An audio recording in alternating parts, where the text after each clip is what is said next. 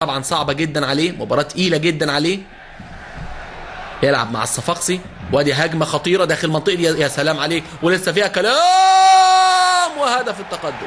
هدف التقدم لنادي الصفاقسي التونسي. مش ممكن في ظل السيطرة الكبيرة جدا بيسجل شادي همامي. شادي الهمامي بيسجل أول الأهداف. سيطرة كبيرة جدا لنادي بتروجيت، وهدف يعني بيصعب الامور جدا على نادي بتروجيت. مش ممكن يا جماعه، مش ممكن. خطا قاتل، خطا قاتل لنادي بتروجيت من بدايتها. محمود سمنه يعني بيحجز على الكوره بشكل غريب جدا. الراجل بيشده وبيجيبه من رقبته، وحكم اللقاء قال مفيش حاجه. حكم اللقاء قال مفيش حاجه. برضه حكم اللقاء بيتحمل نسبه كبيره منها. مقطوعه الكوره برضه على حدود المنطقه، لازم يكون في رقابه، لازم يكون في رقابه. وبرضه خدمت الراجل بشكل كبير جدا. ادي اللعبه وجايبه من رقبته، جايبه من رقبته. مش ممكن حكم اللقاء شايبه ابراهيم واللي بيعمله ده. مش ممكن شايبه، ده مش شايبه خالص. مش ممكن يا راجل.